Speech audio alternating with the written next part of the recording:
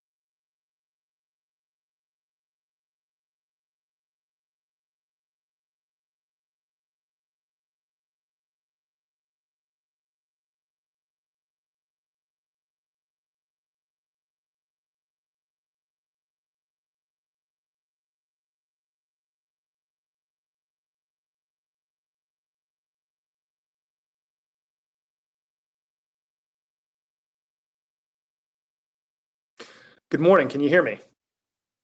Yes, sir. Okay. Cody, I saw that Secretary Kenney was on. Is Secretary Schroer on as well? Secretary Schroer, I'm here. She is here. Okay. I am here. Let me know when you are ready and we'll get moving. I think we're all ready. Okay. So are we recording? Yes, sir. We are recording. Excellent. So good morning, everybody. My name is Bill McCamley. I'm the Secretary of the New Mexico Workforce Solutions Department.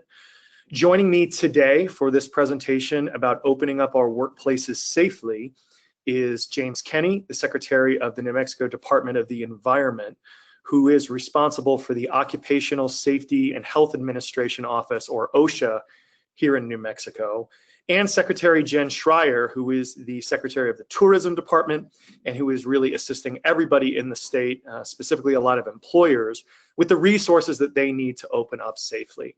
So I'll be starting, but before we move forward, for anybody on this press conference that wishes to ask questions, you should have a chat feature as a part of this online presentation. If you have a question moving forward, which we will answer at the end, if you could please enter who you are, what media organization you represent, who your question is targeted towards, and what the question is. And at the end, we will have Cody Johnson, the Public Information Officer for the Secretary of Tourism, read those questions to us so that we can answer them for you. We should also have Daniel Schlegel from the Governor's Office available to answer questions for anybody that wishes to ask one of him as well. So let me start with my presentation. Once again, I'm Bill McCamley, the Secretary of the New Mexico Workforce Solutions Department. Next slide, please. And why is opening the workplace safely important to us? Well, between mid-May and mid-July, there were between 150,000 and 157,000 certifications performed for unemployment insurance in New Mexico. That's a lot of people. And to give everyone a relative statement about where that is, in 2009, in March 2009, it was the height of the Great Recession. We had about 67,000 people certifying for unemployment. So we're at twice that number right now. And as I'll say later, the more we can safely open up our workplaces, the more people will get off unemployment and back to jobs, and that's our main goal. We were actually going to reinstate work search requirements, which are normally necessary under unemployment, this upcoming week, but we are pushing those as we've seen the virus spread a little bit more in New Mexico, and we've had to kind of push back our plans to reopen. At some point, workers in New Mexico who are on unemployment, the regular program, will be asked to perform work searches as part of their weekly requirements for unemployment, but we will let folks know when we get there as we see the numbers come down and all of us in the administration can proceed to open safely. Normally, and this is a very important part, workers can only get unemployment insurance if they leave their jobs through no fault of their own. Now, the only time you can leave your job on your own decision and get unemployment is if you have what is a legal term called good cause. And normally good cause in non-COVID times are things like there's unsafe working conditions, there's an abusive supervisor, that sort of thing. But during COVID, we are allowing for good cause to also encompass the areas of pre-existing conditions.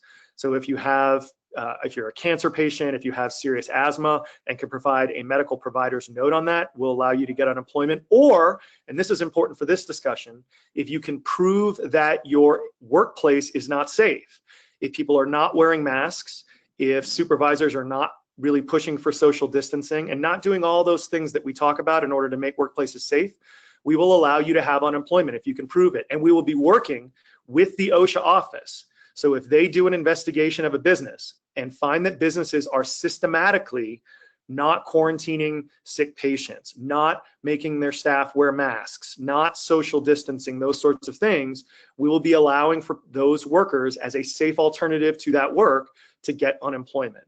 The safer our workplaces are, the more we as customers, as workers and employers do to make these processes safe, the more work places can open, the more we can get people off unemployment and back to work. And that leads us to our next slide, please.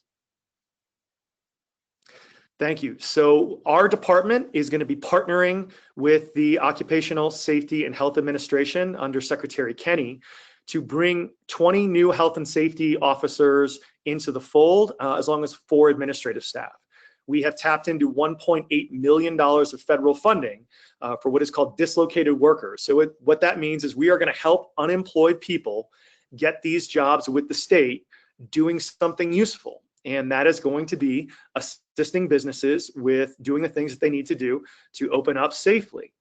We've already had 60 people last week participate in a hiring event that our office is running, and we're doing everything we can to row in the same direction as the other folks in the governor's administration to get businesses open safely, to provide them the support that they need to open safely, and to make sure that our customers and our workers are safe. And with that, I will turn it over to Secretary Kenney.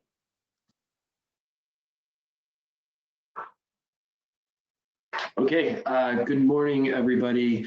It's great to be here with you and to answer some, or to present some information and answer some questions that you may have. We can advance to the next slide. That would be great. All right, so The New Mexico Environment Department, we are an agency that has a lot of individual programs in our purview. So you may know us as the group that regulates air emissions, ensures that drinking water meets federal and state standards, as well as remediating wastes across the state of New Mexico. We have other programs, a number of other programs, including the Occupational Health and Safety Bureau, which administers the OSHA program in the state of New Mexico. And our mission does not change from whether we're protecting people from air contaminants or protecting employees in the workplace. Our mission is to ensure that New Mexicans have a prosperous environment for their current and future generations. This includes, again, protecting our essential workers or workers in the state of New Mexico. And our core values, I just want to take a moment to just say this, our core values are science, innovation, and collaboration and compliance. And those core values are, I think, definitely put in motion in the next few slides. So we will share some scientific information, the innovation that we're using between our agencies as we are here today, the collaborative efforts that are underway right now, and the notion of compliance permeates all that we do. So it's great to see those core values in motion. So let's go to the next slide. What you see here is essentially where COVID is showing up in the workplace. We call this rapid response. When an employee in the workplace tests positive for COVID, it triggers certain actions within the state. These are actions in which we, the New Mexico Environment Department, through our OSHA program, as well as the Department of Health, are collaborating on to make sure that those employees and workplaces are safe. This data that you see in front of you is a pie chart that shows where those rapid responses are taking place. This is data current through 7/12. You can find this information updated daily on NMED's website under the COVID response webpage. It's just on our front page. But what you'll see here is that we're seeing more positive individuals showing up in the food industries than we are in healthcare. And then healthcare is greater than retail and wholesale, and it goes around the chart that way. Where you see 31% of all other industries, that's where it's less than about 2%. So there's a hodgepodge of different industries in there, but they all tend to be less than 2%. So really our food industries, which includes our essential restaurant workers, as well as grocery store workers and the food manufacturing sector, are in that wedge of the pie chart.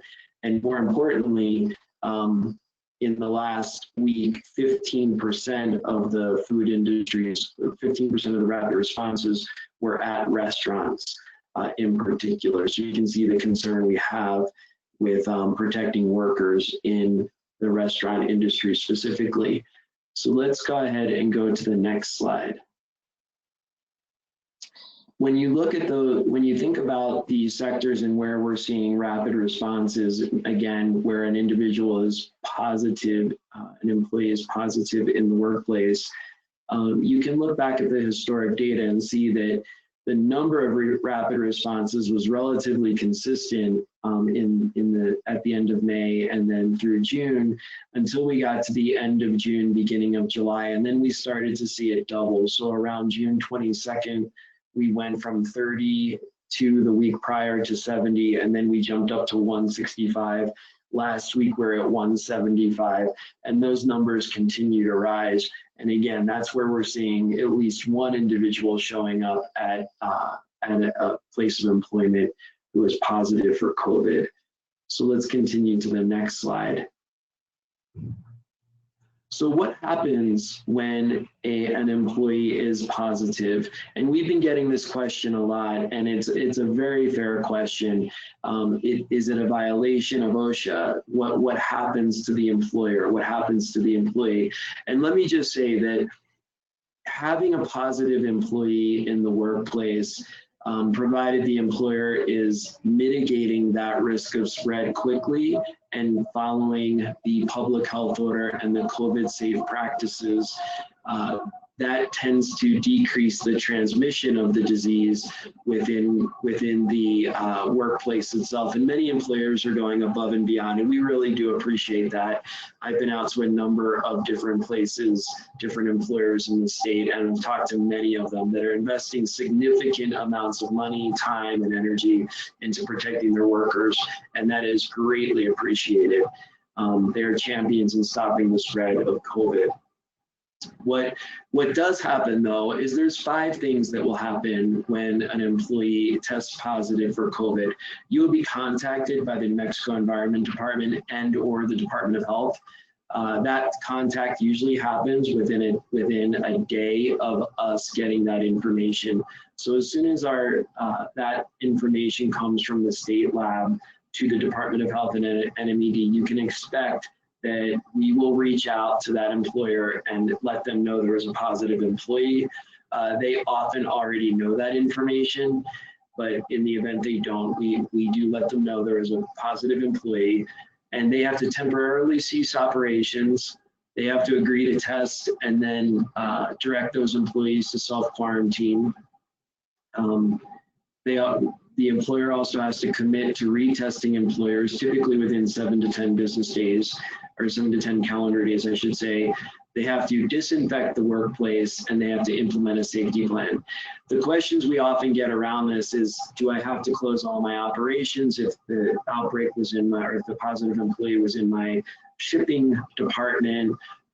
This is very nuanced, and we go through this in a methodical way with each employer, person to person, to talk about the practices that the employer was instituting so that we can develop a tailored plan that is efficient for ceasing the spread of COVID and cognizant of the disruption that this causes to the employer itself. So let's go to the next slide. So what happens when an employer violates the occupational standards of allowing COVID to not only come into their workplace, but then flourish in the workplace? Nobody is intentionally doing that. Our workers are our ability to keep our businesses open, and that is the goal here. In the long term, is to keep our economy going. But in the instance in which an employer is not taking the necessary steps, there are enforcement consequences for such actions. And I want to just say again, it's about making sure you're taking the steps and documenting that. And the instances where an employer says, I can't provide that information, I don't know, it is your obligation to know. And in the absence of information, you're leaving us at the Environment Department through our OSHA program no choice but to progress to one of these steps or multiple of these steps. And that means that we will post a notice of imminent endangerment on the door of the business. That is a notice by which we put up and we take down. It cannot be taken down by the employer, and that will remain in effect until the danger is mitigated. We can also move towards court action to restrain the dangerous conditions from existing. In other words, trying to make sure that those COVID-safe practices are put into place prior to the employer allowing employees or customers back into the business.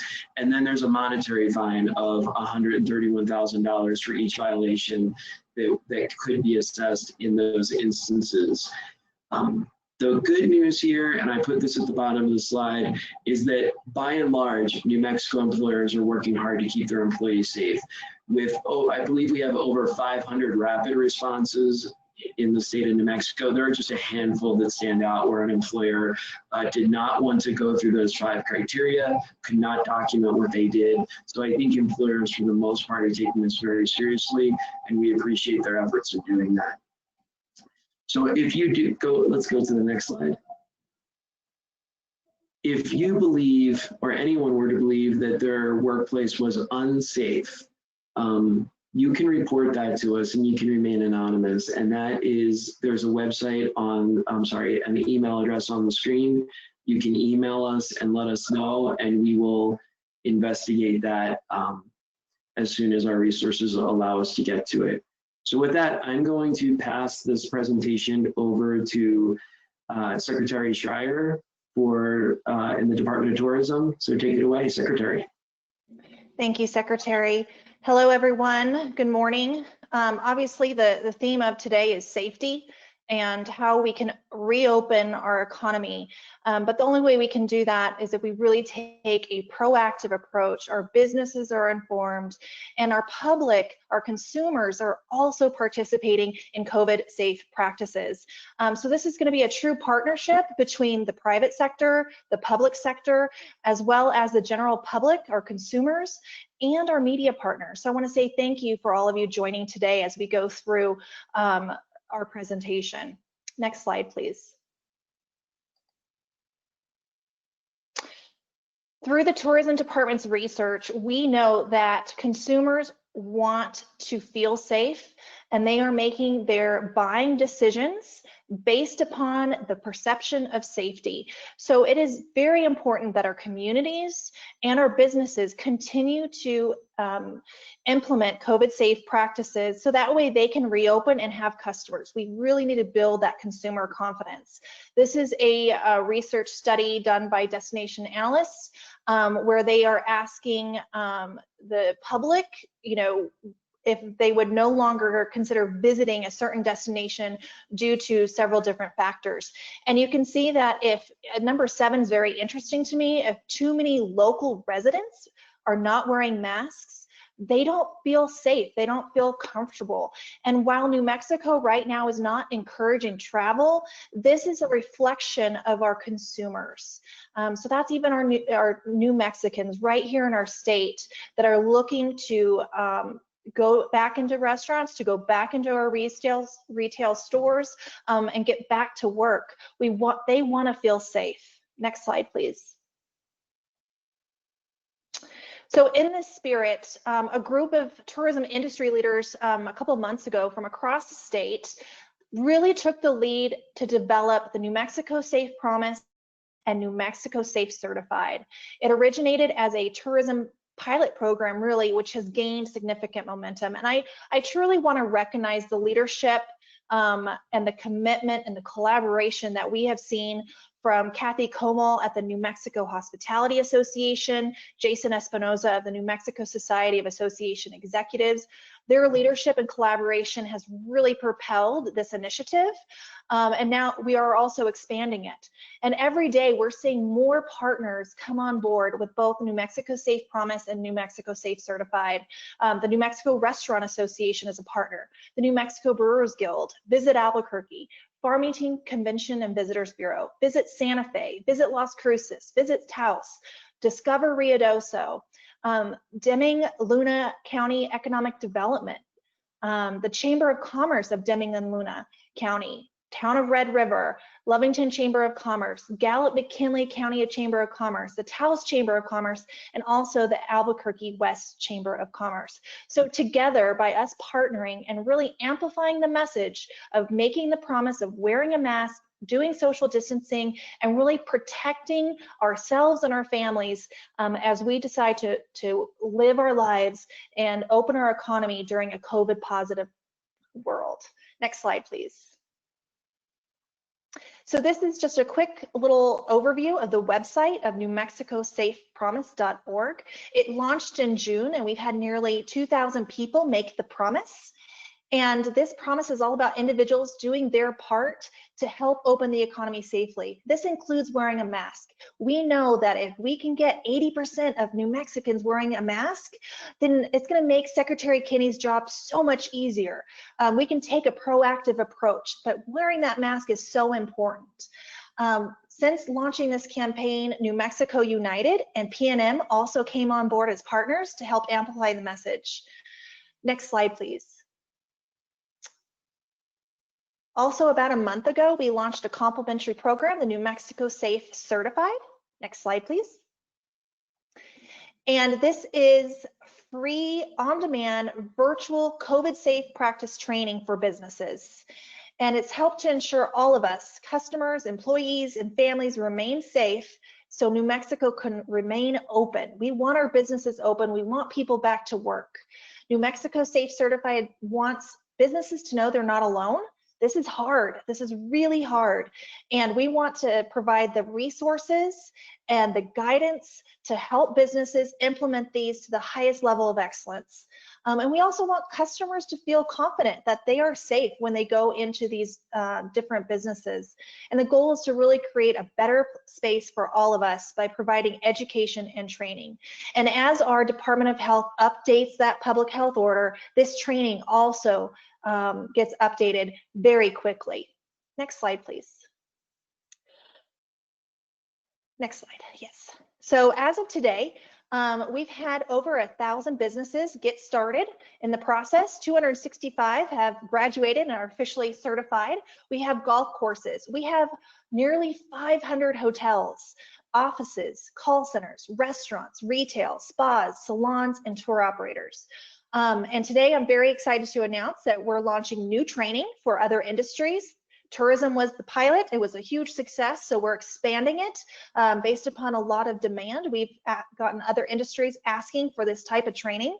So I want to say thank you for their partnership and interest. We now have grocery stores and farmers markets, construction and field operations, manufacturing, warehouses, food production, farm, dairy, ranch, producers and processors. So that is now launched officially today. Next slide, please. So I'm going to ask all the secretaries and panelists to mute their audio. We're going to launch today also and reveal our new campaign advertisement for New Mexico Safe Promise. This is really targeted to help remind our general public, our fellow New Mexicans, that it's going to take all of us for our economy to open. Because if we want our favorite coffee shop to stay open, or if we want our favorite grocery store or our favorite retail, we have to do our part as New Mexicans and wear a mask. So with that, I'm going to go ahead and ask Cody to play the new TV asset. And it'll be a little jumpy because it's over the internet, but we'll also put the link to this in the chat so you can look at it later. It's up to each of us to play it safe and slow the spread, so we can still safely reconnect with friends, get our breakfast burrito fix, indulge in a little retail therapy, or just unwind at the end of the day. Help keep each other safe. And our favorite local businesses open. Make the promise at nmsafepromise.org.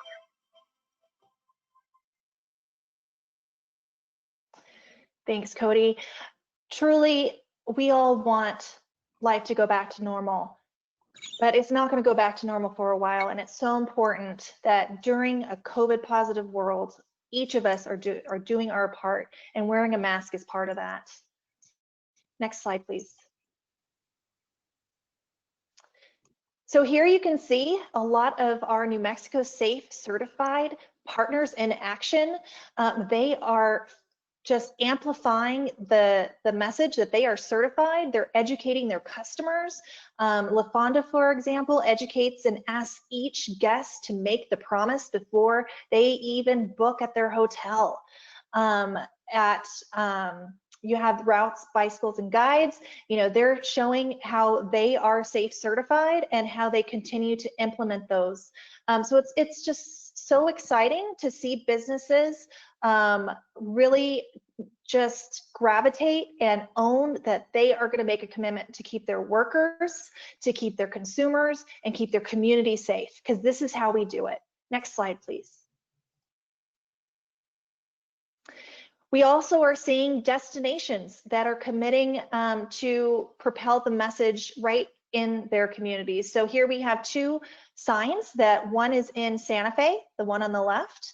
It's in all their public spaces. In Taos, they have this poster up all through their downtown area. And then also, we did a letter to our neighboring two states, both Texas and Arizona, saying, hey, if you're going to come here, you really need to check our public health order first, because we do have different rules here and we're asking you to wear a mask. And so this communication has really made a difference in a lot of communities, and we hope to see additional communities hop on board and do something similar. Next slide, please. So we just ask that we continue to, our media partners, to inform our business community and the public to look for that New Mexico Safe certified seal, that these are the businesses that have put their workers through training and are making a commitment to keep both their workers and their customers safe. So with that, I'd like to turn it over so we can have questions from all of our attendees today. As a reminder, we do have the chat function, but also I believe many of you submitted questions in advance. So I'm going to turn it over to Cody Johnson to go ahead and ask those questions. Thank you, Secretary. Real quick, before we get to questions that were submitted during the webcast, to Secretary Schreier's point, we did receive a handful through the registration process prior to the webcast. So I'll just kind of go through those real quick. So the first question we received, workers in the entertainment industry are petitioning to extend the $600 a week for the $600 per week for the year. Would New Mexico support this call to the federal government? I'll take that one, Cody. So right now, as everybody probably knows, one of the provisions of the Federal CARES Act, C-A-R-E-S Act, was to provide $600 additional payments to everyone on unemployment. Now, that program will run out next week, so the week after that, because you always get unemployment benefits the week after you certify. So currently, as of now, the 26th of July, that week, 27th of July, will be the last week that people receive that money. Congress is talking about some kind of extension to this provision. We don't know where that is yet, but we are keeping our heads up, and we are very, very interested in what they come up with.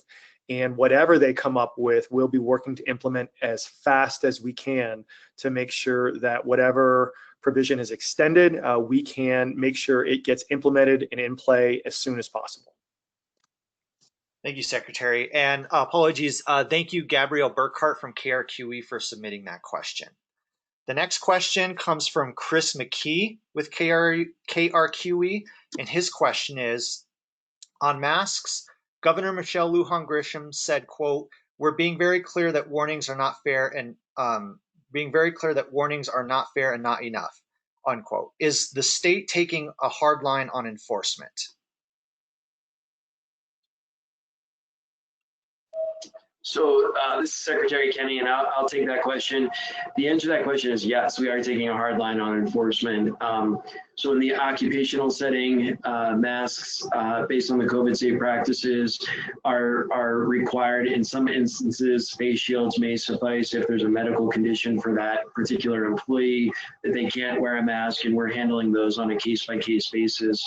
And if there are questions regarding to when a mask or some other type of personal protective equipment is required, they can certainly reach out to our Occupational Safety and Health and Safety Bureau for that clarification. And then with respect to, sort of the lay folks, if you're out, for example, when I go out in the morning and I ride my mountain bike, I put my mask on. And if I were stopped by the state police for not having a mask on, then I may face a citation for not wearing a mask. So that is something that our Department of Public Safety is working on. But I think the mask requirement is just that, a requirement. And if I can add to that, Cody, real quick, this is Secretary McCamley. For employers, it is very, very important that you require all of your employees to wear masks. And if an employee applies for unemployment and they voluntarily left their job, and they can show that there's a systematic program in place at that employer, what that employer is putting into place, where they're not asking their customers and their employees to wear masks, they will be, if they can prove it, they will be eligible for unemployment. So it's really important that employers take up this responsibility and do the right thing to protect their workers. Thank you. The next question comes from us from Julia Goldberg with the Santa Fe Reporter, and her question is, will the website with the OSHA violations be kept up to date? Yeah, thank you for that question. So we've had roughly 300 complaints come in directly to New Mexico Environment Department's OSHA program. And those complaints, as they started to come in, we put them on an interactive GIS map so that anybody could look at that map and say that this workplace had a complaint. And as we resolve those complaints, we put the resolution on that GIS map as well. So you can interactively scroll through that map and look. We've had a delay in keeping that map up to date simply because our OSHA resources have gone to the ever changing or ever increasing rapid responses. As we bring on those additional workers that Secretary McCamley's office is helping fill at the Environment Department, we will get back to updating that GIS map. So you will see those 300 complaints as contrasted to those 500 and ever growing rapid responses, which are now on our website as well. So we can provide links to both the map as well, the map of complaints, as well as the rapid responses. Our intent is to keep that up, not just for COVID purposes, but for every occupational health and safety complaint that comes into our department. Thank you for that answer. The next question comes from Sam Smith with KOAT, and his question is directed towards Secretary McCamley. Is there a plan in place to extend unemployment benefits past July? Yeah, so I think we already answered that question. Unemployment benefits will continue in perpetuity. Right now, there are two pieces to any unemployment payment. There's your regular, what is called a weekly benefit amount. And that number in regular unemployment is between $88 a week and $461 a week, and is calculated based on how much you've earned in the past year and a half. Those will continue. The question that we're getting quite a bit is for the FPUC, that stands for Federal Pandemic Unemployment Compensation. That is the extra $600 per week that the federal government is providing for everyone who is on unemployment with their benefit at the end of each week. As I said previously, that program is set to expire at the end of July, and we are keeping up almost on a daily basis with the negotiations going on with Congress in Washington to figure out if they extend something, and if they do, what that looks like. And our people are on the ball. We've got our heads up, and whatever they come up with, we're going to work to implement that as fast as we possibly can. Thank you, Secretary. That does it for the questions I received prior to the webcast. I'm going to go ahead and hand it over to Maddie Hayden to continue to ask some of the questions we received during the webcast. Sure. Hi. Can everyone hear me? Okay, great. Question from Julia Goldberg for Secretary Kenney. Is the $131,000 fine specific to COVID-19 or already a law? And the second part of the question is, generally, are non-New Mexico employers like Walmart or other national employers complying? That's a great question. So the $131,000 penalty is something that is authorized to the New Mexico Environment Department to issue for any occupational health and safety violation, COVID or non-COVID. So typically the way I like to think about this is you have physical, chemical, and biological concerns in a workplace. COVID is just that, a biological concern. So we have that ability to assess that penalty against any one of those hazards, and there may be others as well, but that's just a simple way to think about it. It's not a unique penalty to COVID itself. And then, Maddie, the second part of that question. Are non-New Mexico employers not complying, such as Walmart national employers? Sure. So that's an interesting question. As we look around at our rapid responses, where we have a positive employee, and then we also look at the complaints coming in, we are seeing that generally speaking, most employers are complying.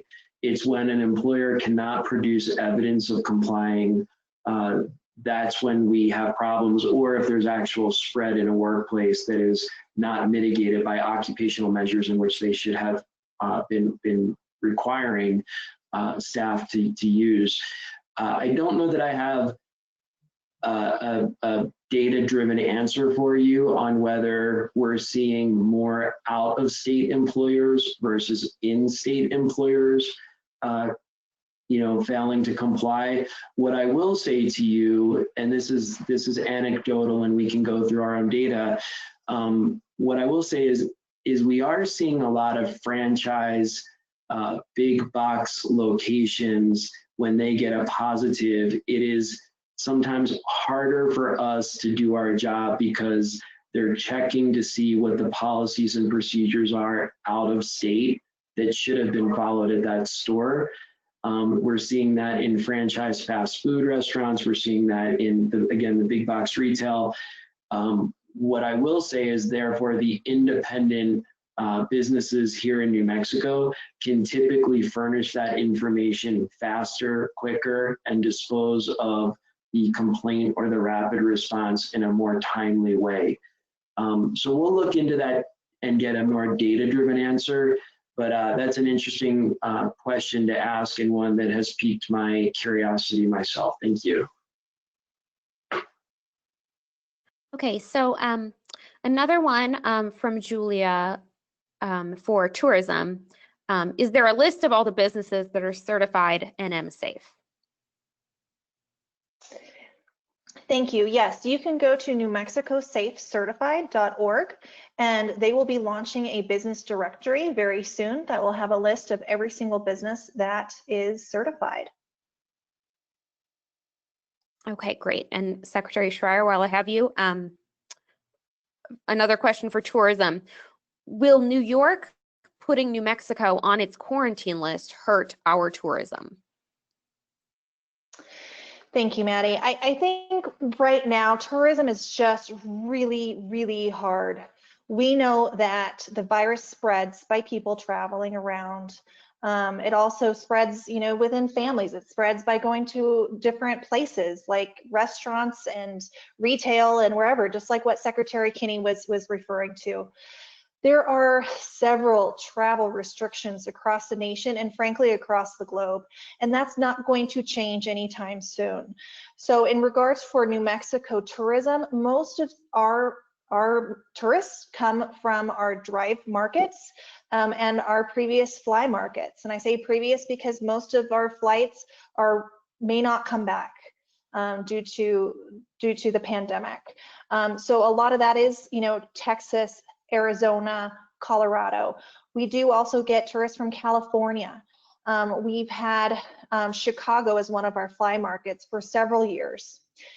But right now, it's just not the best time to travel. And so we really encourage folks that want to come here, just postpone your trip to when it's safe. And so, yes, New York did put restrictions on New Mexico, but it wasn't necessarily targeted in New Mexico. It was really looking at our numbers and our rate of spread. And so they made the very tough decision of identifying those states that have a higher rate of spread right now. Okay, thank you, Secretary. This is the last question that we have right now from Bethany Freudenthal of the Las Cruces Sun News. For Secretary Kenney, can you please clarify from what date to what date the 15% of rapid responses involved the restaurant industry? And the second part of the question is, how many people working in the restaurant industry have been tested during rapid responses? Sure. On the second question, we can total that up and find out how many people have been tested. I don't have that at my fingertips. And it's maybe an important distinction to make is that if you looked at, let's say, a fast food restaurant that maybe employs 50 people, and that fast food restaurant has implemented COVID safe practices such that the Monday, Tuesday shift never comes in contact with the Wednesday, Thursday shift and things like that. They're doing some really good practices. Then we may not test everybody in that restaurant, depending on the practices of that employer. So scrolling down and looking through the number of employees at a given location is not reflective of the number of people that were tested. Because of the good practices that the restaurant industry is employing, we don't necessarily have to test everybody in order for us to assure that that infected person would not have infected other people. So we can get you that information. It's just going to take me a minute to total it on a spreadsheet. And to clarify the restaurant industry, I know this is the way we present some of the data. Everybody wants a different version of it, and it's understandable week to week what they might be interested in. So let me give you just a rule of thumb here and explain it this way. Typically, the food industry has been the largest industry for all of our rapid responses. Week to week, it has exceeded the healthcare industry, not by a large margin, but by enough for us to be concerned that people in the food industry have a greater food industry places of business are showing up more frequently than healthcare industry. So that, and when you think about where COVID is, you would think it's more in the healthcare industry you would see this, but no, it's in the food industry.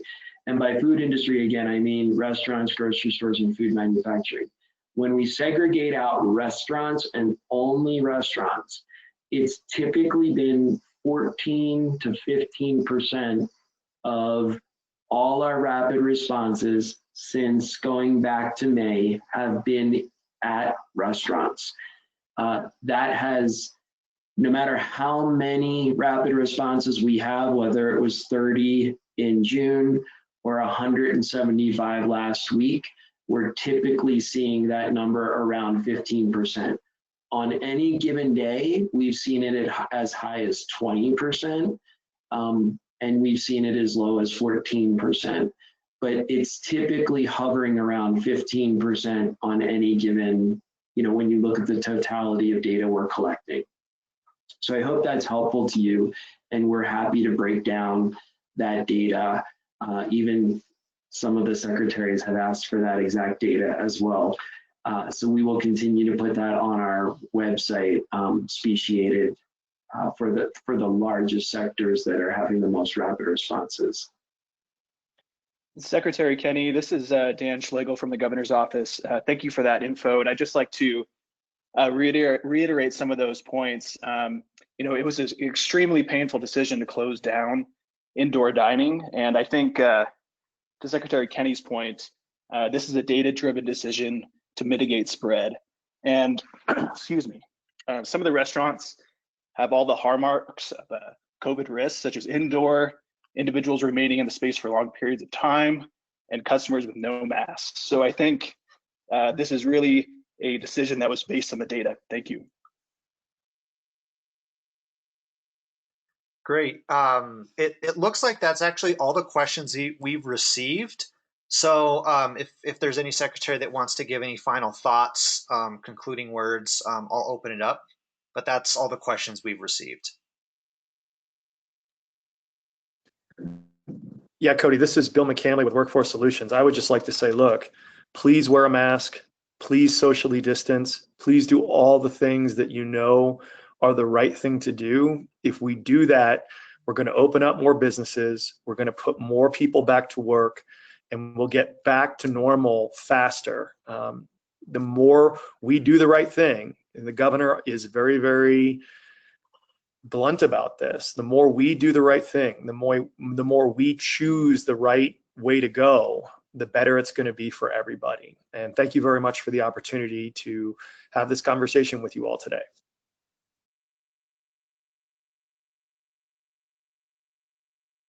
Yeah, Cody, I'll just, again, maybe we'll just go down the line here. You know, I think so we all have different roles and different responsibilities, but we come together as a cabinet to implement a common vision here. And that common vision is to protect New Mexicans and get our economy open, as Secretary McCamley said. We appreciate those employers and employees who are abiding by this. The public health order, they're actually moving us further and bringing us closer to reopening, and those that are not it's a problem, and it's something that we as a regulatory agency take very seriously. Whether we were holding a federal entity in the state of New Mexico accountable for a chemical or a radiological issue, we take that same level of commitment to implementing worker safety standards related to COVID, and we will continue to be out there holding up those who excel at protecting their workers as the example, and highlighting those that don't comply with worker safety standards and the public health order as those that are holding back the economy and punishing their industry. Thank you. And I think my last words here today are, you know, my agency's role is to grow the economy. And right now, I cannot do that without the partnership, the compliance, and really the motivation of not only private sector, but also the general public. We need the general public wearing masks. So when they go into a business, they're not putting these workers in an uncomfortable position where they're asking general public to please put on a mask. You know, so the more that we have this partnership, the more New Mexicans can unite specifically around the mask issue.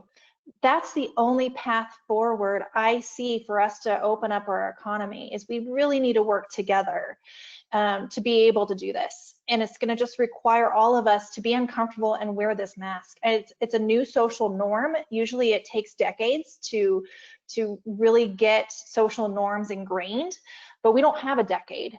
And we want people back to work. We want businesses to open their doors.